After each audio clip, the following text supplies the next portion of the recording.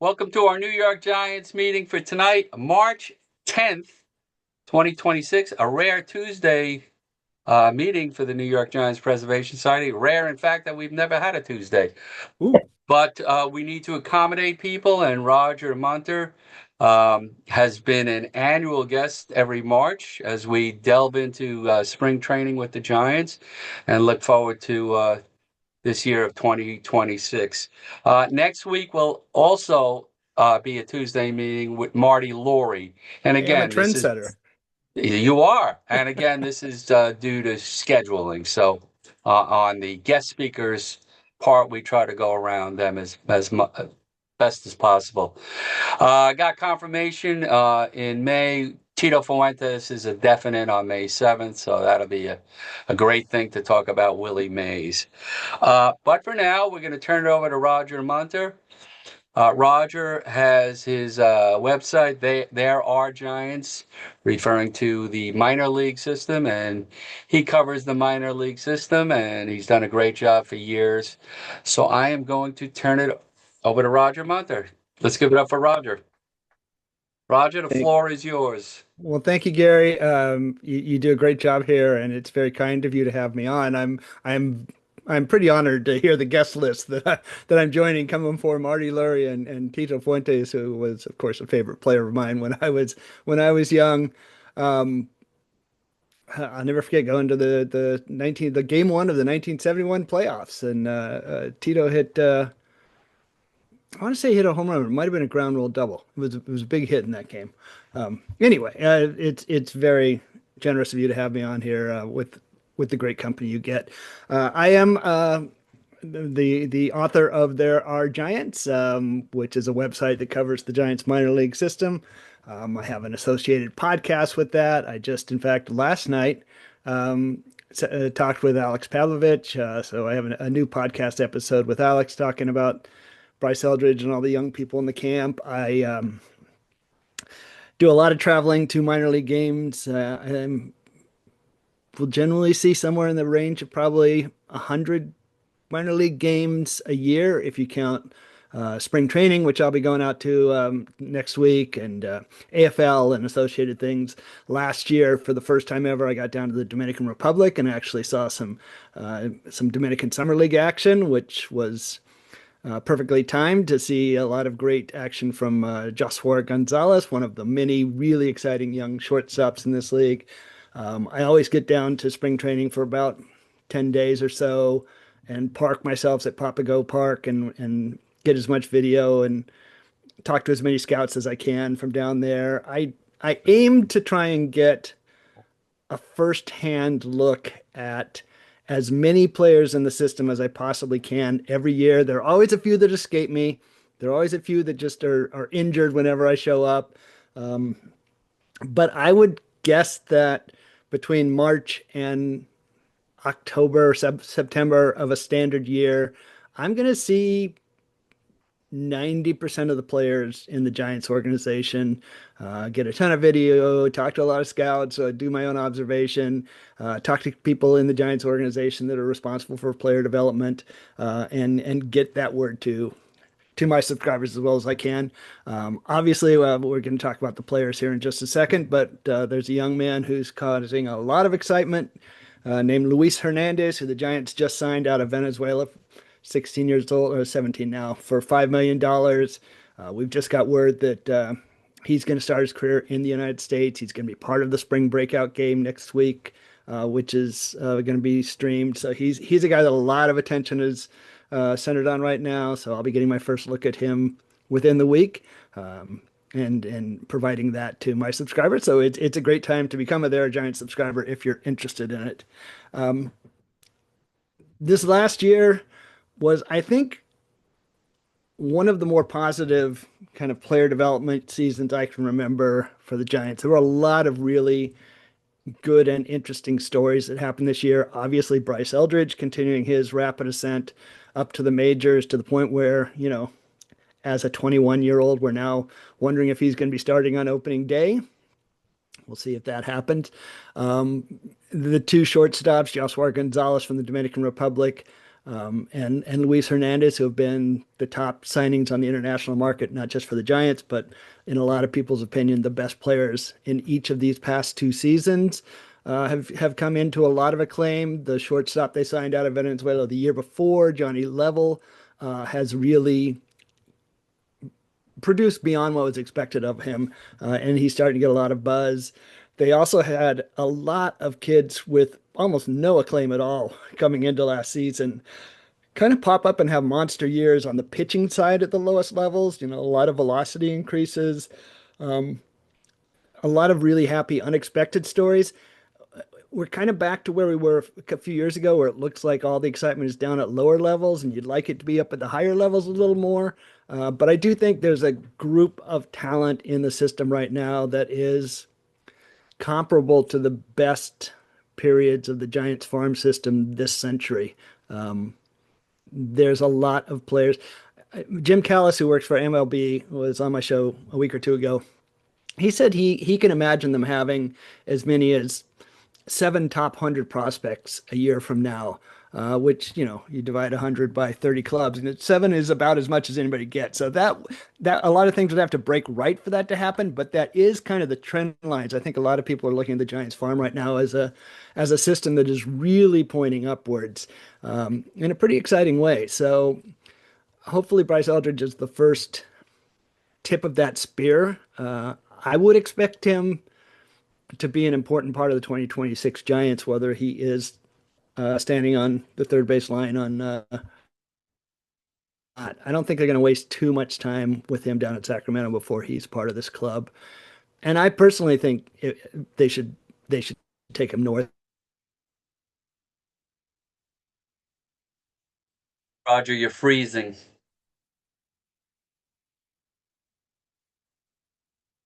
110-mile-an-hour rocket off a 97-mile-an-hour fastball. And I don't look at this group of San Francisco Giants and say there are 13 other people that can do that. So, although I know there are going to be growing pains with him, I'd rather see them at the major league level. We'll see how Buster and the gang thinks about that, but he's going to be part of this team for sure. And having Eldridge and Rafael Devers kind of in the middle of the lineup for the foreseeable future, it's going to be a different kind of Giants club than, for people our age. It's one that we remember from, many, many decades ago, and not sort of the tough to score clubs they've run out there for a while. So that could be a lot of fun. Gonzalez, Hernandez, and Level are incredibly athletic, really good hitting young shortstops who could move through the minors fast. And, beyond that, you have a couple outfielders. Bo Davidson is really people have been watching camp, have maybe seen him play. Tremendous story. He basically gave up on the game, played at a tiny, tiny junior college in North Carolina that nobody ever heard of and was very rarely saw, and signed with the Giants after not being drafted. Andy Baggerly in The Athletic has a great story about how he was on a semi-pro slow pitch softball circuit after leaving high school, where he was just paid as a ringer to show up in cash softball tournaments and hit home runs. Tremendously powerful guy. Dakota Jordan behind him is another guy with just huge power and speed. All these guys have a ways to go, but there is more sort of potential that is exciting coming up in the system than any time I can remember for several years. Except for Eldridge, there's not a lot of it that's at the top. There's some relief arms, guys that can pitch in. But I do think in the next 2 or 3 years, we could see a real wave of talent coming, or being used, as in the Rafael Devers situation, being used to obtain real talent. So it's a pretty exciting place for Giants fans to focus on in these next couple of years. And with that, I don't know, Gary, is there anything else you want me to cover? Context? Roger, why don't you just give your list of the Giants' top 10 as we speak now? And also, your website, there is a pay component and there's a free component. You want to tell them the difference on that? Yes, I'd happy to do that. The pay component, which I think it's $6 or $7 a month or $70 a year. It's those they have access to all of my posts. So during the season, I will do a game day post 5 days a week, Monday through Friday. Um, I usually have a mailbag on Tuesdays and a podcast either Tuesday or Thursday. Those are open to all of my subscribers. My free subscribers get all my mailbags and all of my podcasts. The pay subscribers get all of the daily posts, the during I get in the off season when I get into my top 50, sort of all of those written posts, all the video stuff. That goes to all my paid components, but I do try to provide plenty of information for the free subscribers. The mailbags are usually pretty. One thing people who read my stuff know is I can go on at length on almost any player. So I'll pump out 5 or 7,000 words in a mailbag.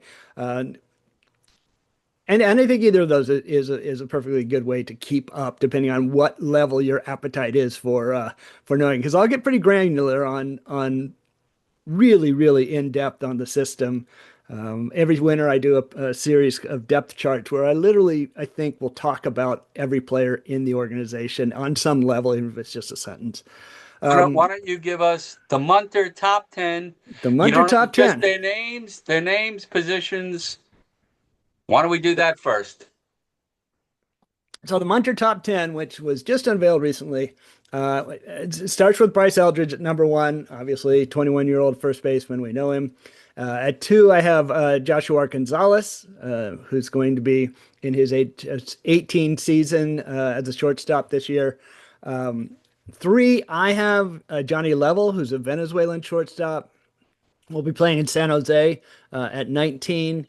At four, I have Bo Davidson. He should start at Richmond. He's an outfielder, maybe a center fielder. I have a feeling he's going to end up in a corner, but a kid with a lot of power and good speed and a pretty good defender.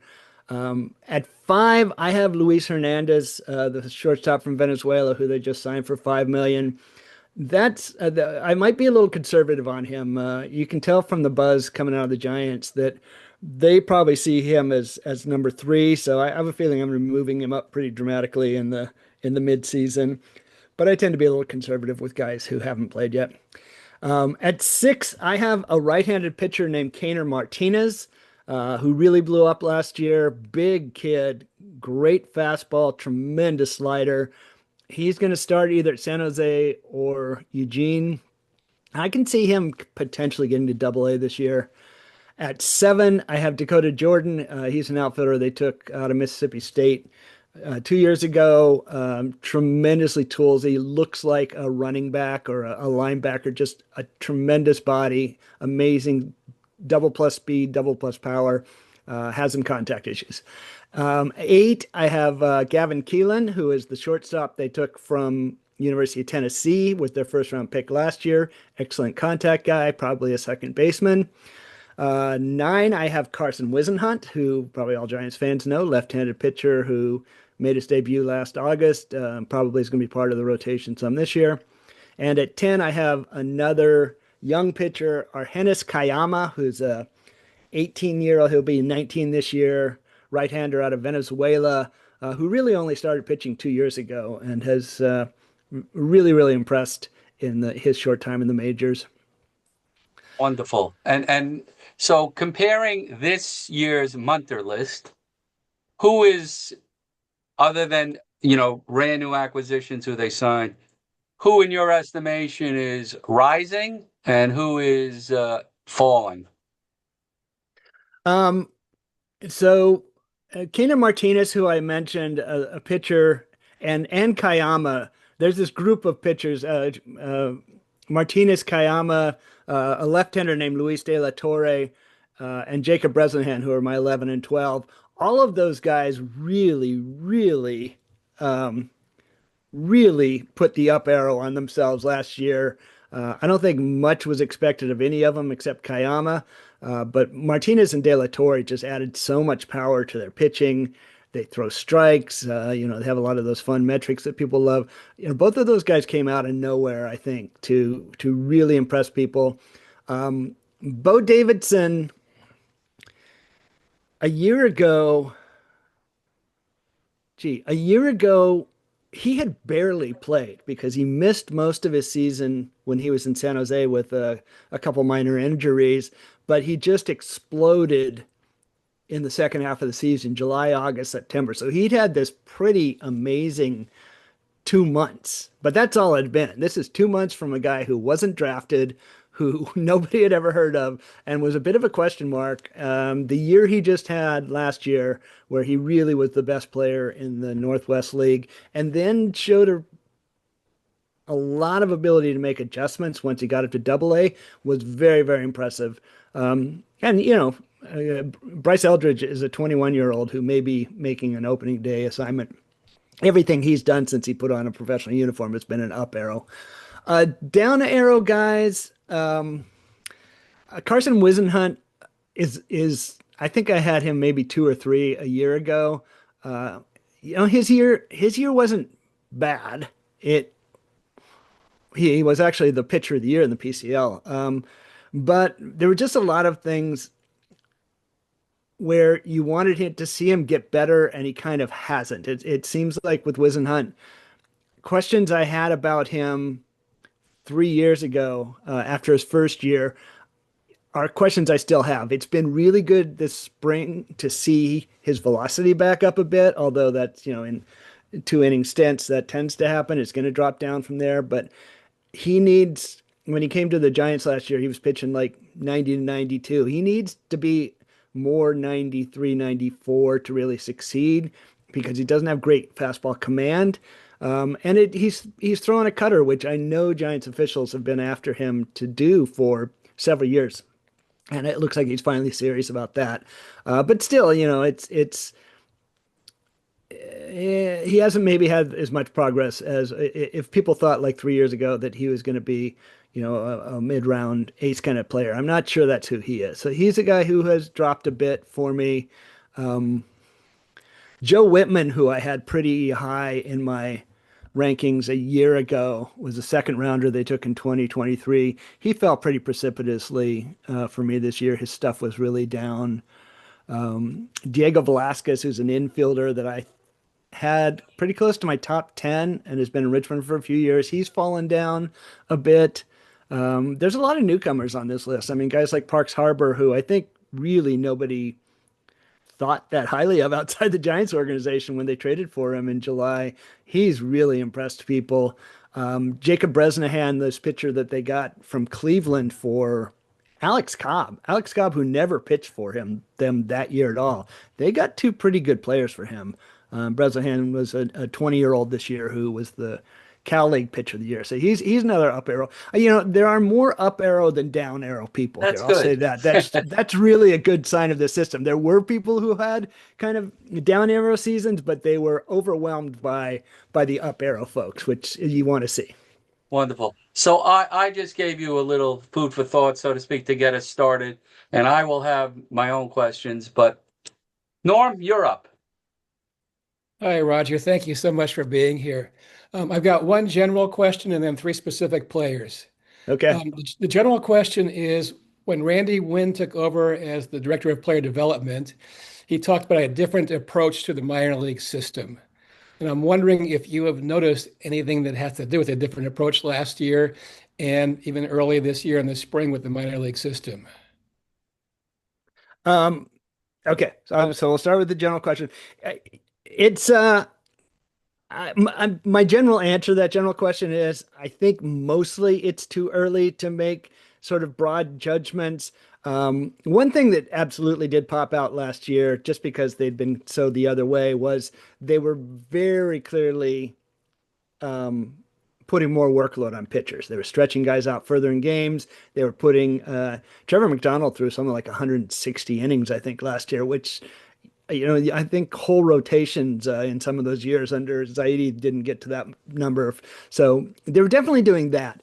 Wynn talked a lot about slowing down the pace of development and having people spend whole years in a level. And to be honest, I didn't see that they held to that much last year. There were about as many in-season promotions as they normally have. There were, somebody like Eldridge kind of sets his own timetable with his play.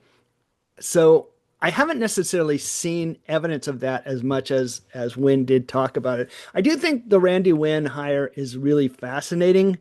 And there are a lot of questions still to be asked about it because, I mean, he had no experience in the world of player development, and it's hard to step into a very complicated process, no matter what that process is, without having kind of worked your way up and see what the logistics of it are. I know I heard an interview that he did recently with somebody where he talked about kind of granular level things that surprised him, like how much work goes into literally figuring out that you have enough bodies at all of your affiliates on any given day to play a 9 inning game, which is a huge part of a farm director's, job. And sometimes you have to move people around, whether they're ready for a promotion or not, to do that because logistics kind of determine so much of this job. So he's still learning. It is interesting where the Giants are right now, that Randy Wynn is kind of still learning his job. Buster Posey's still kind of learning his job. And now Tony Vitello is going to be learning his job. You have a lot of, you could put it in you could say have a lot of disruptors, a lot of sort of outside people trying something new in this organization. But I do think it's hard to say after just 1 year how Randy's vision is being implemented, or if it'll mean big changes or not. I do know the one thing I can say about what he is looking for, and I have talked briefly with, not at all in depth, but I've talked briefly with him when he's kind of wandered through Richmond. I know that there are organizations that at the very highest level in the front office, they decide these are the metrics that we believe are going to lead to success. And so what they do in player development is they basically try and get everybody to produce certain numbers on certain metrics. Boston is very famous for this with their hitters, for instance. They want a certain bat path, and it's a bat path geared to launch angles. And they're going to try and get every one of their players to do that, knowing that only some are going to be successful because only some people it works for, and the rest are going to fall by the wayside. And that's a very kind of metric-driven development style. The Giants, I am positive, are far on the other side of that. They are not developing to a metric that they think will be successful. They really are. I do think Randy Wynn really wants to see well-rounded players, multi-skilled players, and he does want to see guys who don't make simple mistakes. He wants to see guys throw to the right base. He wants to see guys play the right way, per se. He doesn't want to see base running mistakes, which I can tell you there were a lot of base running mistakes in the minor leagues. So he is looking for some of those things, but I do think it's a little soon to say this is the Giants' way kind of thing. That last part is what I was hoping to hear. Thank you for that. The three players I'm interested in are Victor Barricado, Jesus Rodriguez, and Blade Tidwell. Well, I can tell you that I can speak much more informatively to Victor Barricado because I know him so much more. I've been watching him play for several years now. I've been talking to him at BP for 3 seasons. Blade Tidwell and Jesus Rodriguez, both of whom are trade acquisitions, I have seen play, but like for one series. I definitely saw Tidwell pitch when he was in Binghamton, and I definitely saw Jesus Rodriguez when he was in Somerset. So I've seen them, but my familiarity is lower.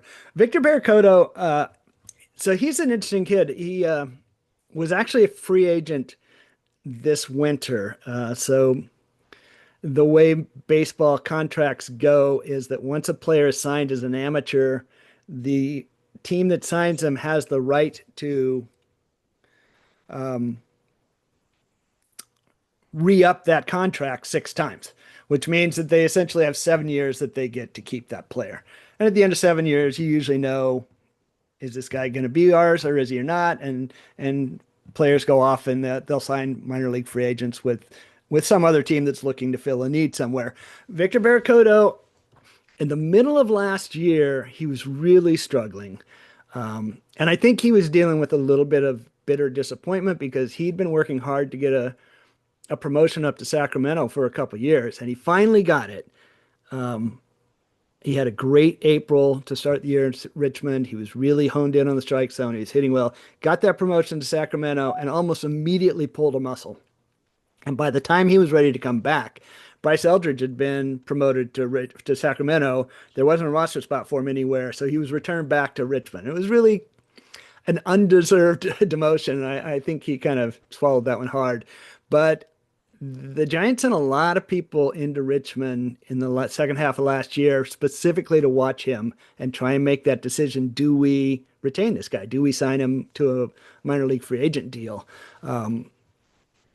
Which teams don't do all that often. And for one reason, minor league free agent deals are more expensive than normal minor league players, and it's guaranteed money. So they were bearing down hard. I remember Kyle Haynes was in there one of the last series, and he was talking a lot about his personal history with Victor and how he had first seen him play at 15, and so they were really bearing down. And he, to his credit, he made the argument with his play on the field. He had a tremendous second half that almost pushed that team to a playoff spot. And now he's going to be one of the layer of depth in Sacramento. They don't have much outfield depth. I would say there's a great chance that Victor Barracoto sees time in the major leagues at some point this year, especially if Gerard Encarnacion and or Louis Matos end up being, DFA'd, which they might be because they're both out of options. So you can see both of those guys at some point being kind of peeled off the 40-man, and then there's just not a lot of outfield depth. So I definitely could see Victor getting time in the majors. He is a player who probably power first. He's a good hitter. He's a smart hitter. He's always fought against the tendency to want to chase a little bit, which undermines his hitting ability. For years, he's had this funny thing where he moves his back foot, and I know that's always driven scouts crazy because he's sort of cutting off his power. But he'll back step with his back foot in the middle of his swing, which I noticed this spring he's not doing as much. He's got a tremendous throwing arm, arguably the best arm in the system from the outfield. I know the Richmond manager a couple years ago said, he doesn't have the foot speed of some other outfielders out there, but he's going to catch everything he gets to, and he'll catch more things than some people who are faster than him. So really good worker, really good kid. I'm very excited for kind of where he is in the organization right now. And to say, Jesus Rodriguez and Blade Tidwell are not guys I have as much familiarity with. I know Rodriguez is a kid who can hit. He has hit everywhere he's ever been. I don't know what he is defensively, but it seems like they're trying to make him a guy who can kind of fit in anywhere. He has played most everywhere in his career. He's seen time in the outfield. He's played second base. He's played third base. He's played first base. He's caught a lot. I don't know that he's hugely proficient at any of those things, but he is a kind of an interesting guy if you need just a bat off the bench who's going to, put a ball in play. He's pretty interesting that way. He almost in some ways reminds me of Pablo Sandoval coming up, except that he's right-handed, in that he was a guy who, maybe a little soft body, a freakish ability to get a bat on a ball, and kind of can play everywhere pretty well because he's athletic, but nowhere great because he's not quite that thing. So I'm interested to see what they do with him. I can see him being a super utility guy. Blade Tidwell has a tremendous sweeper. That's very clearly his best pitch. He's a great slider pitcher. Throws hard but doesn't have great fastball command. I know people who are more familiar with him than I am have always thought he was going to be a reliever because he doesn't quite have the command for a starter. We'll see how that goes. He does throw hard and he does have a great breaking ball, which sounds like a late inning reliever to me. And this obviously is a club that needs some of those. All right. Thank you, Roger. Very informative. Thank you. Thanks, I'll have to speed up my answers or I'm not going to get to everybody. No, you're fine. Mr. Mully, you're up. Thank you, Gary. Thanks for joining us, Roger. I look forward to this every year. I was Thank one you. of those guys who was anxiously watching the draft order get selected this winter and was thrilled to see the Giants sneak up to number 4. Then when I look at our list, we got 4 middle infielders in your top 8. and some even have it like 4 in our top 5. Hmm. And then I looked at the what's coming out in the 26th draft, and it's A lot of shortstops. shortstop. So my question is, at this point, is it just strictly best player available, or do they start looking for positions? Um, well, best player available is always the answer to that. I know JJ Cooper, who's the um, editor in chief for Baseball America, has lately been making the argument that because players, the best players, and we're talking the cream of the crop, but because players have been moving through the minors so rapidly of late, and this is really is a trend of this decade, guys, particularly college players, are reaching the majors the next year. Right, we watched the World Series last year. Trey Savage, who was brilliant for the Blue Jays, he had been drafted the previous summer. He was taken in the 2024 draft, about 9 picks after the Giants took James Tips. A lot of college guys are doing that. They are impacting teams the next year. When you get to that point where you're saying this is next year, this isn't 4 years from now, I think you can more start thinking about what do we really need, but you don't want that to drive your evaluation for sure. You don't want to say, well, I mean, the Angels have been doing this for the last few years. They say, we want this guy to be in the majors a month from now, and they take people who are very far off most other team sports. You don't want that. But if you're at 4 and 5 and you say, I think this guy's a great player, and I think this guy's a great player, and this guy maybe fits us better in a year, I can see that at number 4. That said, everybody's a shortstop in the amateurs. Everyone you sign in the international world is a shortstop, a catcher, or a center fielder. But if you look around the majors, you see a lot of former shortstops. And not just at third base and second base. The outfields are littered with former shortstops, which is why I don't think you care that much that everybody in the top 10 right now is a shortstop in either high school or college. You get the player, and then, I mean, at some point in the last year or two, literally had an all shortstop lineup. Like everybody except the catcher, I think, in their team had grown up as a shortstop. Jackson Merrill's a shortstop. Jerkson Profar's a shortstop. It's something like that. Matt McClain came up as a shortstop. Ellie De La Cruz came up as a shortstop. Noelvi Marte came up as a shortstop. And these guys are littered all over their lineup. So you don't really worry about that so much. You just get the best players. Great players are going to figure out a place on the field to play, right? Okay. Thank you. And if I could sneak in one more quick question. What happened to Marco Luciano? Was that an organizational failure, or is that just baseball and he just topped out? I mean, just baseball is always a great explanation for a prospect topping out because what they're doing is so hard. I have long believed that his back injury was a pretty major thing for him. He broke. I don't know why the Giants were secretive about this, but he had a fractured vertebrae that happened in a game sliding into home plate actually in June of 2022. Is that right? Yeah, I think that's right. At that point, he was a 20-year-old who was hitting over 300, like the only 300 hitter in the Northwest League. He was hitting for power. He had a long delay coming back from that, and then he refractured again that winter. I don't believe his swing has ever looked the same since that happened. Personally, he still has the ability to hit balls a long, long way, but I think that just some of if you're a fan of Ted Williams' book, just some of his trunk rotation and his flexibility was probably lost in that. I I think actually Joe Panic's sudden demise was very similar to that. If you remember Joe Panic, who was, had those 2 great years, and then he also had a broken vertebrae, if I'm not mistaken, and was never really the same hitter after that. I think that the importance of sort of trunk stability in a swing is really, really critical to a young hitter. And I think after that, his swing was just a little less athletic. Um, and I think there are maybe some intangible issues there with Marco as well. I don't know how diligently he has always worked to keep himself athletic and you know, in the end, the player is the owner of his career ultimately, and we'll see where his goes. But I think he could have been driven a little more than he was. On top of that, the organization did make some strange decisions with him. It was very clear to people for a long time that he should be moved off shortstop, and they were stubborn about that because of the value perspective, quote unquote.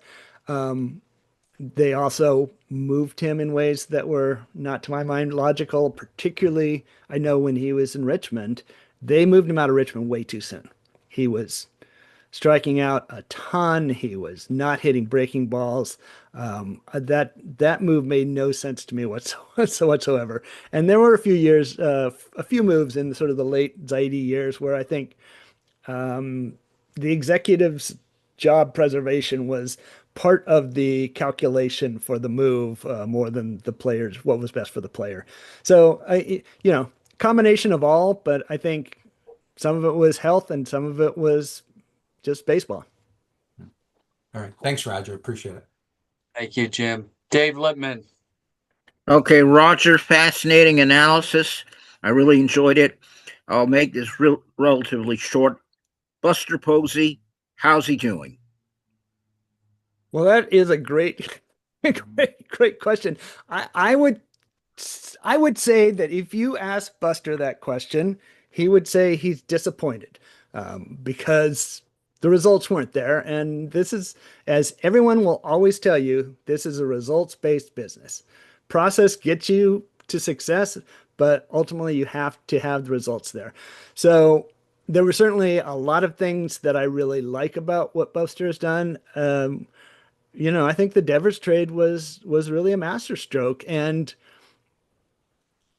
he did that because he's Buster and he looks at things differently. And I think Devers is going to be a really good player for this team. I think he's going to be a 30 homer, 100 RBI guy for maybe the rest of the decade, which is something we haven't had since the Bonds days.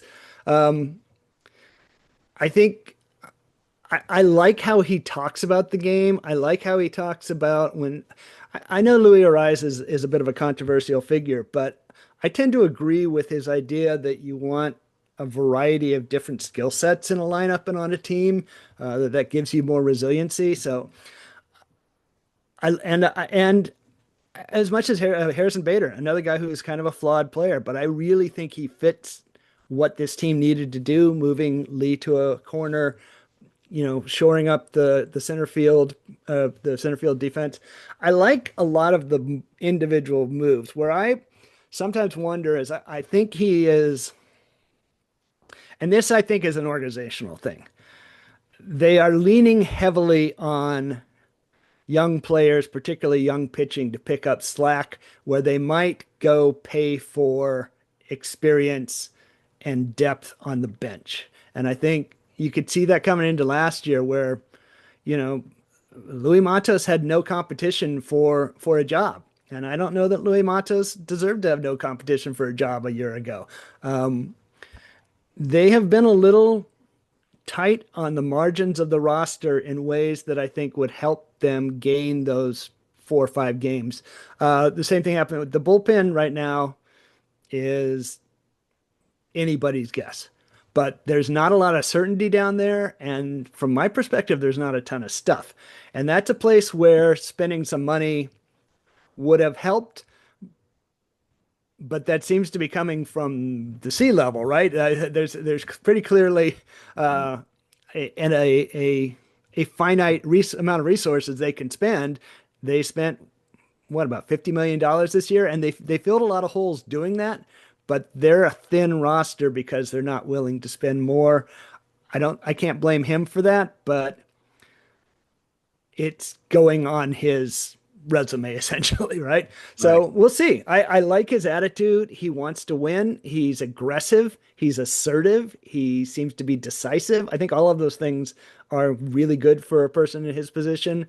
I know that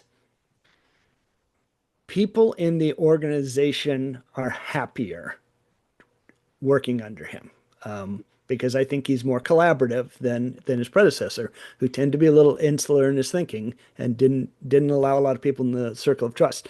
So that's an important thing for a leader too. So there are a lot of good qualities, but ultimately, I'm sure Buster himself would say that it's about the wins and losses. So we'll see how that goes this year. Okay. Thank you, Dave. Mars, you're up. Thank you. Good to have you on board. Thank you. I very rarely listen to sports talk on the radio, but I happened to be outside on a beautiful day here in San Francisco, and I had my little radio with me, and I heard these sportscasters on KNBR talking about there are several Giants players that are not major leaguers, but they keep on coming up. The biggest name was incarceration, however you pronounce it. Marcion. Encarnacion, okay. And another one was Matos. Then they talked about the lack of pitching, the young arms. There's also what I've noticed, I try to be positive, but I notice these guys are going up and down and up and down. And this is like people, they're, of course, part of it are injuries, and that's always going to be prevalent. But there are some guys that should never even be on the club in any capacity, whether it's designated hitter. So what do you think about incarceration? Sounds like a prison term. Well, now I have a question for you. Why are you in San Francisco when you're in the New York Giants club here? Because they left when I was 10 years old. Ah, And we lived a stone's throw from the Polo Grounds. So all friends of mine that are either still in the New York metropolitan area or their parents moved to Florida, they turned out to be Mets fans. Of course, they were Yankee fans, but the Giant and Dodger fans that are still on the East Coast turn into Met fans. I moved out here in 67 to transfer college, and that's the answer to that one. Roger, we actually have people, we have members from 30 different states. no kidding, man. New York gets out there. I went to the last Giant Dodger game played in the Polo Grounds on my 10th birthday. I get I don't listen to a ton of KNBR, but I do know they get a little clickbaity with their takes, a little hot take. Look, every team has players on their 26 who are of limited versatility. There was a kid the Giants had on and off their 40-man at one point this winter named Justin Dean, who's 30 years old and just made his major league debut in September. Has never hit at any level, but appeared in the World Series with the Dodgers and has a ring. I mean, these guys are on every roster. I personally would not say, a player like Louis Matos or Gerard Encarnacion are not major leaguers. Now, they're probably not, they have certainly not shown themselves to be consistently productive major leaguers. And Gerard Encarnacion in particular seems to me like a guy who's probably going to go to Japan and hit 40 home runs at some point. There's obvious power there, but there's not much else. Louis Matos, I actually think, still has a chance to be like a second division outfielder. I don't think it's going to happen on the Giants because he doesn't fit on their roster. But once he leaves their roster, somebody's going to pick him up. And if a team like Colorado picked him up and gave him 160 games, he'd be okay. Maybe. Maybe. I mean, there are a lot of flaws in his game. The thing is, he has so much ability. He can really, really hit. He has never developed an approach at the plate. And he goes on these incredible hot streaks. And you just watch him. As he gets hotter, his approach gets worse. And then he starts swinging at everything, and immediately it goes into this terrible cold streak because pitchers say, okay, I'm going to throw it a foot outside and let him get himself out, which he does. His athleticism declined. He's 24 years old. His athleticism has really declined. He got slower. He got worse in the outfield, like 22, 23 years old, which should not be happening. Those are all kind of work ethic things, right? What about McRae? McRae is a guy Strikes out. he strikes out a lot. He has every tool in the world. Though I think McRae actually is an interesting bench guy because he does so many things well. He is a really plus defender. He can really catch. He's got one of the best arms in the outfield in the organization, if not the best. He might be the fastest player in the organization. He's also really a cocky, confident kid. He's not ever going to be rattled.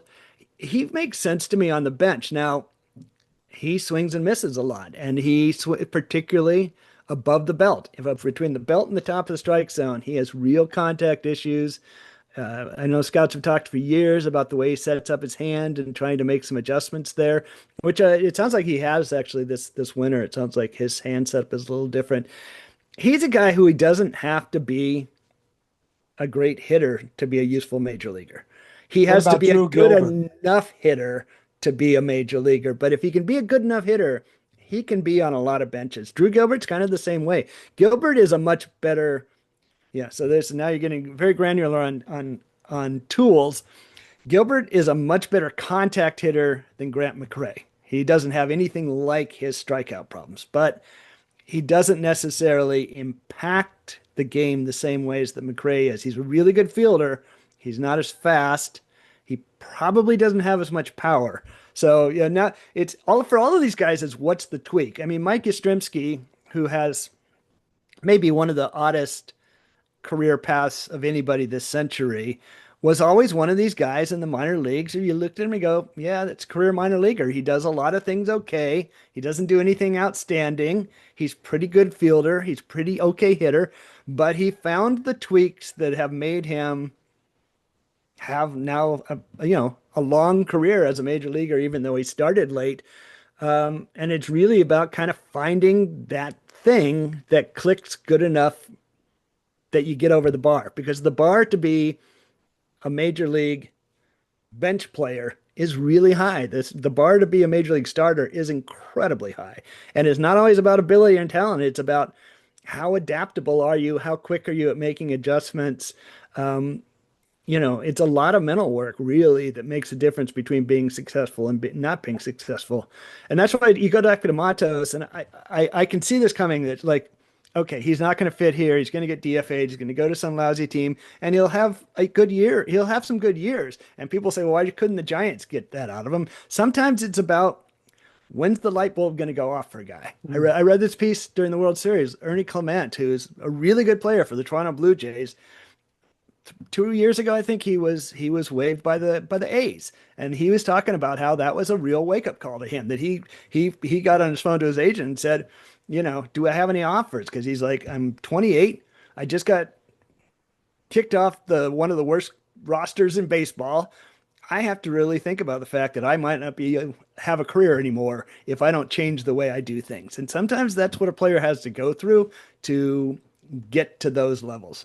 And it's everyone's on their own time. One thing that the sportscaster mentioned, that when the Giants picked up Conforto, he might have hit 190 or 200, but he hit some key home runs in the clutch. So, and they mentioned that because the Dodgers are so enriched in their 26-man roster, they could rest guys, some of their starting players, rest them even though they're not hurt, rest them until they get to the playoffs, and put in these other guys because they know they're going to be in the playoffs. That was an interesting comment from them. It was interesting that coming off the Dodgers, the best Conforto could do was get a minor league deal with the Cubs. I don't know what's going on with him, but apparently he can only now hit against the San Francisco Giants, because I think he hit Yeah. against them the other day. He can't hit against any of the other 29 teams for whatever That's reason. right. Apparently Yeah. he's really, really mad about his time in San Francisco. Thank you, Roger. Roger, I got 2 or 3 questions for you. All right. What do you got, Gary? The media or whoever, yeah, I know people need time, but in my view, I expected, we were told Wisenhunt, Harrison, Birdsong, these were all top of the rotation guys. And now we're being told they might be, end of the rotation guys. And These were guys we were hanging our hats on when Mr. Farhan told us we had 8 starters. He was including these guys, and are any of the I know Harrison's no longer with them, but what happened? Well, I will just say if you had been reading There Are Giants, you would have known. You would have been skeptical of some of the claims that were coming out of there. I always held to the idea that I thought Harrison could be a number 3. I have always thought Wisenhunt could be a back end if things came together. There was a lot of sort of prospect inflation going on, and I really there was a year there And I did where not say you, by the way. I said the media, there was a which year I where know you're part of, but you know what I mean. Zaidi said something like, "This is the best collection of young talent of Yes, any organization I have ever worked in." that's And I remember that winter, I was texting people, scouts I know for other teams, and saying, "What do you make of this?" And the comments I got back were either like complete confusion, like, "Who are they?" There's nobody who said, "Yeah, yeah, that's a good group." And I think I wrote at the time that either that they were on a and either they were going to be proven right and everyone's going to look at them as geniuses, or people were going to lose their jobs. And what ended up was people were going to lose their jobs. Now, I still actually am a big fan of Kyle Harrison. It sounds like he's doing well in the Brewers camp, and the Brewers are probably a team that he's going to suddenly turn around. And you're like, who is this guy having a good year? Um, Carson Wisenhunt has always seemed to me like a back end guy. Landon Roop actually is a tremendous success story. Although I did like him at the time, but there were a lot of guys like Mason Black. I love Mason. Mason is like the friendliest, nicest, smartest kid you could ever talk to. But when we're including him in like this is an amazing group of young arms, I'm like, they're trying to sell the public something there, and I think some of that was because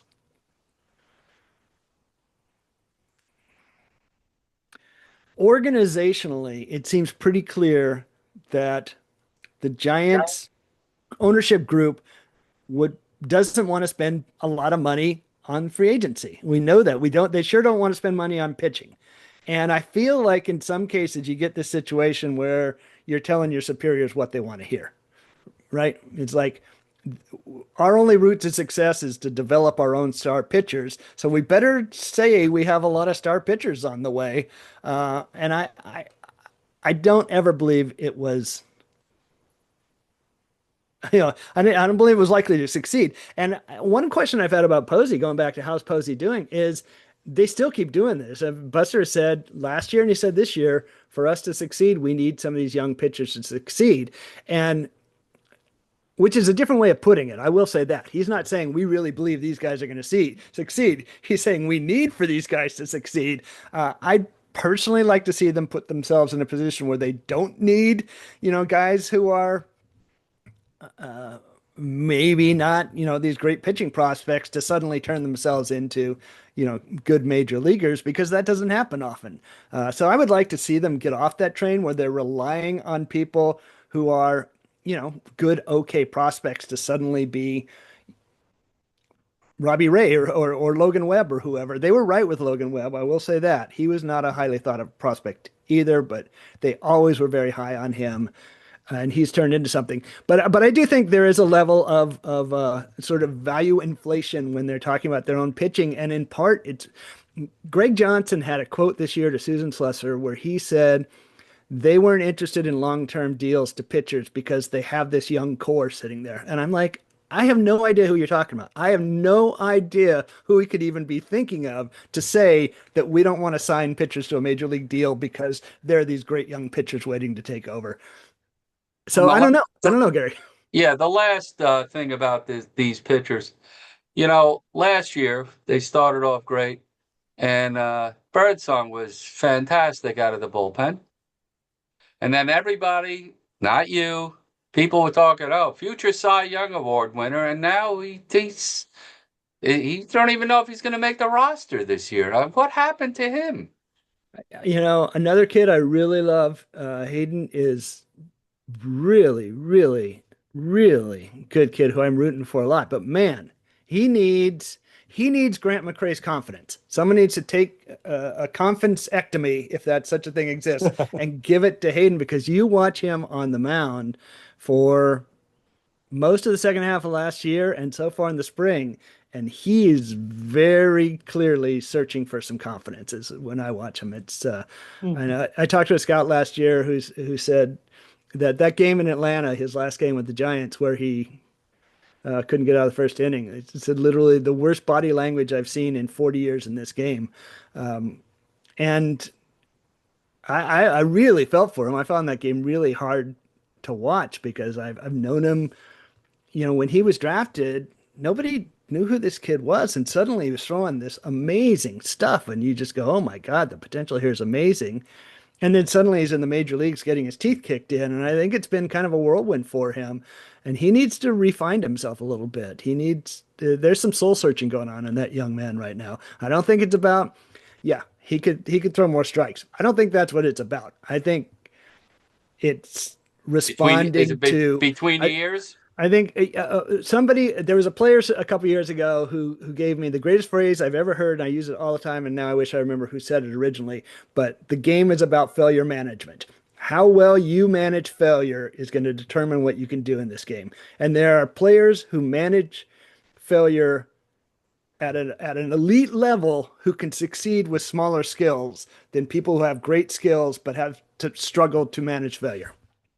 Thanks, John. Go ahead, John. Thank you for joining us. Gary just mentioned Harrison. He got traded to the Red Sox, and he ended up being at Pawtucket trying to develop another pitch. And then they traded him to Milwaukee. And I read a comment that he made just the other day that with Milwaukee, he's impressed by how meticulous they are in terms of his development. And he's finally added a new pitch, which supposedly he added in Boston. He struck out 8 Mariners in like 3 or 4 innings. Did the Giants not fully develop Harrison? Because he only had those 2 pitches, I think, when he was the Giants. And wasn't that something that they should have seen? I have high hopes for Harrison now as Milwaukee, because Milwaukee does amazing things with their pitches. Thank you, Roger. Yeah, Milwaukee does do great things, and I do hope he does well there. I am very much rooting for Kyle, who is another player I've always really, really liked. So let me say this. Some of any of comments like this, because I know an article I can think of right off the top of my head when Kyle was first over in Boston, where he said all the same things about the Red Sox. Some of this is just interviewing 101. When you go to a new organization, you talk about how great the new organization is. Everybody's going to do that in any situation. Kyle started as a fastball slider guy with the Giants when he was 19. For all of the years he was in the Giants organization, they worked with him to get a changeup, improve the shape of his breaking ball, add a sinker. Literally, there was not a year he was in the Giants organization where they weren't working on him on one or multiple of those things. And I saw him go through so many different changeup grips and pitch styles. And that some of them I really thought were amazing. I remember there was one day I was in Richmond and he started throwing this changeup that had this like screwball fade back to his arm side, and I took a bunch of videos of him and put it up. And like a month later, I'm like, "How's that pitch going?" He's, "Oh, I gave it up. I'm trying something else now." And I think that's just been his process. He has never developed huge conviction in his changeups, and so he tinkers with them and cycles through them. And consequently hasn't ever set on something that he can really say, this is my pitch. The breaking ball, the first time I saw him in a season game was in San Jose. And in fact, this was related to the changeup. He couldn't throw his breaking ball for strikes, and it was because he has a really low arm angle, and it was dropping too far down. When you drop too far down, the break flattens, and it was going across. So he had to like give it up and started throwing this changeup. Another of the changeups I saw from him that I was impressed by. But his breaking ball has always been temperamental, and it's because of his arm angle. You know, I was having this conversation with somebody recently. There is a brand of left-hander, low slot left-handers, and I can name a bunch of them in the major leagues. Sean Manaea is one of these guys. Andrew Heaney is one of these guys that have successful careers, but literally their entire career, they're trying to figure out a breaking ball shape. And I think it's just connected to arm slot that they go through over and over and over, new things trying. I'm not sure Kyle Harrison is ever going to have a great breaking ball. And that's probably always going to limit his success rate. And I think that's part of who he is. He's got some real outlier traits. His fastball is a very special pitch because it is weird in a lot of good ways. I think his best chance to really be successful is to settle on a changeup and be a fastball, maybe cutter, changeup guy, and throw that big one in for, get ahead strikes.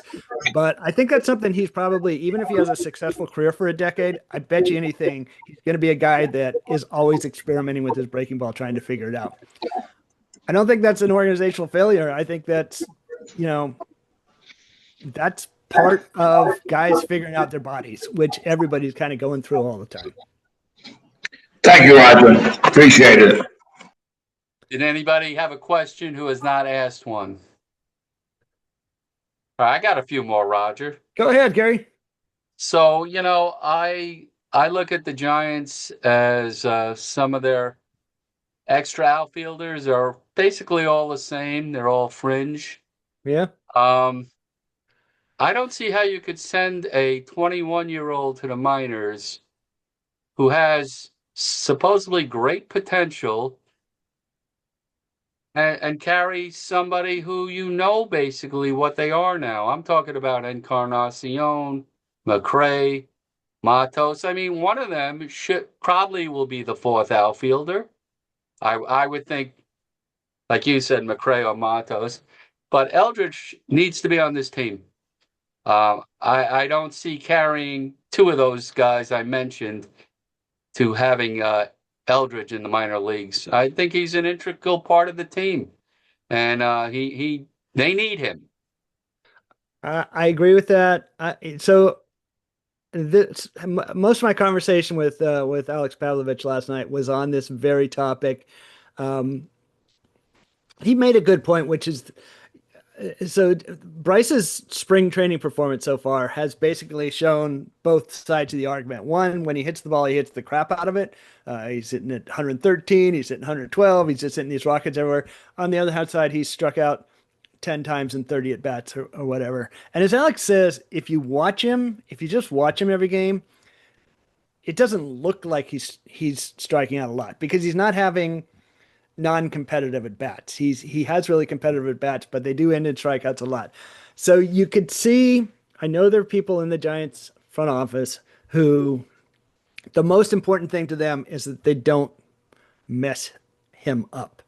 And the question is, you bring him up there, what if a month after you bring him up, he's hitting 110 with a 40% strikeout rate, and you feel like you have to send him back down to preserve him a little bit. That's the position. That's the nightmare scenario that every front office wants to avoid. You don't want to have to tell your best prospect, okay, you have to go down for a little while. You want him to come up and stay up.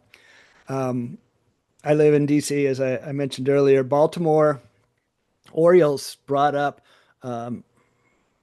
Jackson Holliday, who had been the number one pick in the draft, tore through the minors. They brought him up when he was 19, maybe. And I remember in 2024, they brought him up and he really, really struggled. And they finally had to send him down. And Mike Elias, the Orioles GM, had this long press conference talking about how hard it is to get that decision right. And no matter how much information you have, it's still never quite enough to know what the quote unquote right move was to make.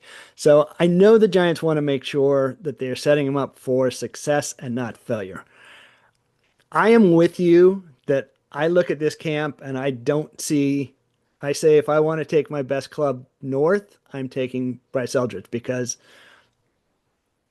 nothing Jorar Encarnacion ever does is going to make me choose him over Bryce Eldridge. I also think it's just a weird roster if you have Encarnacion, Luis Matos, and Casey Schmidt all sitting on your bench, all right-handed hitters who aren't that good of right-handed hitters, and aren't necessarily guys that can do other things. So I think that's just a weird roster. So I am in agreement with you. I know there are people in the front office who are going to make the case that they need to send him down for his own benefit for a little while before bringing him up. We'll see. I genuinely don't believe, from what I've said, what Alex told me last night, I genuinely don't believe they've made the decision yet. I think it's going to be a game time decision, literally. And I know Andy Baggerly has written that the Giants' first couple weeks are a little weird. They have a bunch of off days and they face a bunch of left-handers, and you could literally see them just like for 2 weeks.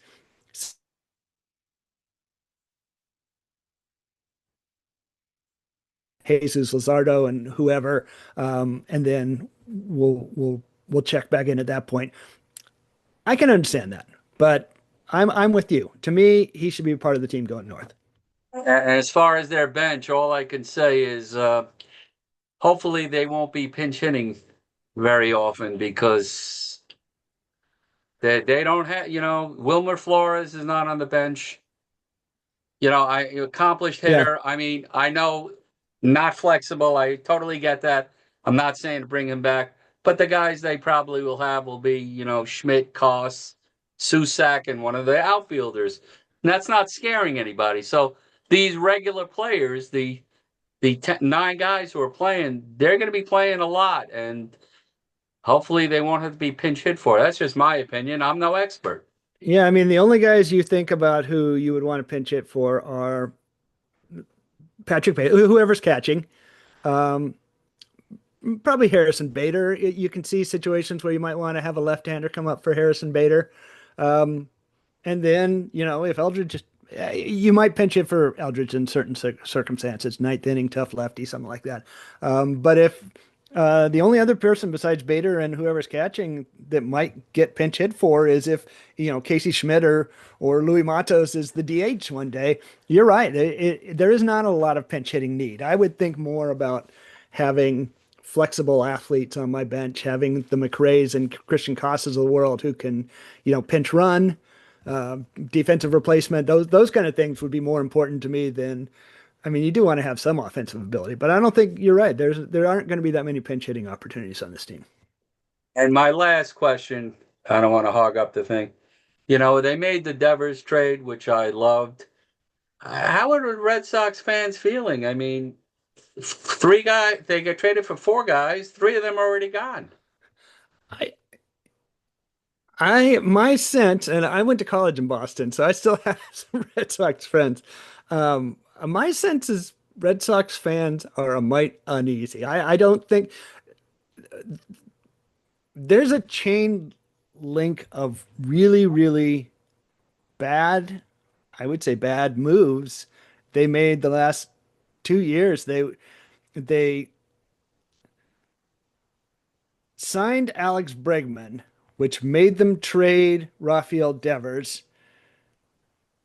And then they didn't re-sign Bregman, and then they trade Kyle Harrison to get like a warm body to put at third base because Bregman wasn't there and Devers isn't there. And of course, you've got beyond that the Mookie Betts thing, the Chris Sale thing. That they have made some truly, truly horrible trades this century. That Boston Red Sox fans are not that pleased with. On the other hand, they do have a lot of young talent on that team, so you can see them being successful, and fans will get over a grievance as soon as you're in the playoffs. Well, I hope Devers' name goes along with Mookie Betts and Sale. I would love that. Yes. What was Anybody the- else have a question? And I before do we- think all Giants fans should hate the Red Sox simply for making the Mookie Betts trade. That's just an unexcusable, egregious error. what about Howard, Freddie Freeman? That one too. That one was bad too. You know, Howard, did you have a question, Howard? Was that your hand or was that Mars's hand? Mars, did you have a question to wrap it up? yeah, Johnson doesn't want to spend money because he let go that pitcher for Toronto. I forget his name, who was Gausman. pardon? Kevin Gosman. Yeah, and Snell may not. You know, they're all mercenaries. If they kept Snell and Garsman, they might be in the World Series. Yeah, it's very clear that this is a club that doesn't want to spend money on pitching, so they better get better at developing pitching. The thing is, there's what, 10 aces in the game? I mean, the Giants maybe had their brain wrecked a little bit by bringing up Tim Lincecum and Madison Bumgarner, and Zach Wheeler, drafting those guys in 3 years. That maybe sort of broke something in their minds that they think you can just go out and do that. You can't just go out and do that. If you get an ace, say your prayers. That's what I say, because you were blessed.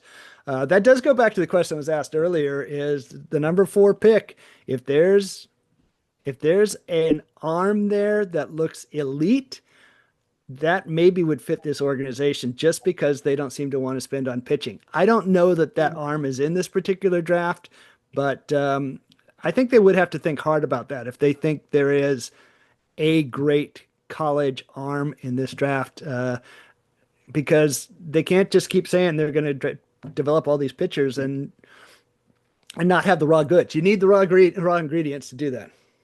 Well, the mix of the 2010, 12, 14 team. They made some trades, but mostly it was by building their farm system, which the Cardinals did the same thing. Pitching. Yeah, I mean they hit the lottery on three picks, 4 picks really, 4 picks in a row. But the funny thing about that decade, the aughts decade, is their farm system was never at that point all that strong. But the guys they had all hit the ceiling of their outcome. And then they had a couple of, your Brian Wilson, Sergio Romo, and Pablo Sandoval kind of tag along. Those years, there was never much depth in those systems. But they got the best out of the 1 or 2 guys they had really consistently for a few years, which is very hard to do. Then the trades and free agents, Freddie Sanchez, Marco Scutero, then Joe Panic later on, Pat Burrell, Cody Ross. These guys, I mean, they all just seemed to click. It was a magic period. Yep. Roger, one last thing, I promise. Okay. All of the guys you've seen, we have this black hole in the bullpen. Any of the young guys are making the bullpen this year? Their bullpens are so weird because that is the one weird trick turns you into something completely different. There are some arms down there. I kind of wonder what Tidwell would look like in relief. There aren't any Randy Rodriguez. So I'll say that. I've loved Randy Rodriguez for many, many years, and he'll be back soon. But Will Bednar, who was their number 1 pick in 2022, was sitting 98, 99 at the end of last year with tremendous movement on his fastball. He's a guy that if he can get a little more consistent with his strike throwing, he could be part of the bullpen. Juan Sanchez, who almost made the team a couple years ago and then had Tommy John. He's sort of a funky left-hander. I've always been interested in him. They have a kid. He was actually in one of the spring games recently named Guilherme Maldonado, who they've always used as a starter. He's going to be in low A. At some point, they need to move him to the bullpen. He throws 101 with a nasty slider and has very little idea where anything is going. But he is truly an electric arm. Trent Harris is a guy I really like as a reliever. They do have a few arms. They don't have a lot of big velocity in this system, which is something I've complained about for a few years. But they have a few. Actually, the kid who they signed as a minor league free agent this winter, Wilkin Ramos, has been in the Eastern League for several years. Big, tall, thin righty with this sidearm release. He's a funky guy too. He's a fun arm. Bullpens always kind of like seem to fall together at the last minute. I don't think the bullpen they start with this year is going to be what they finish with. That's what I say. I think Very there's a scary lot of right now. yeah. There's a lot of sort of swingmen in this bullpen, and I think they're going to change as this year goes on. Hey, Roger, not only was this informative, but it was a lot of fun. Let's all give it up for Roger Munter. Roger, Thanks, guys. Hopefully we'll see you next year again. It is very, Or very over. generous of you to have me on here, Gary, and it's always a lot of fun. And where again could they find you? RogerMunter.substack.com, or there are, R for Roger, giants.com. Wonderful. All right, guys, I'm going to close this down. I'll shut off the recording. We'll see each other next Tuesday with Marty Laurie. Good night, everybody. Thank you, everyone. Roger, fantastic. Loved it.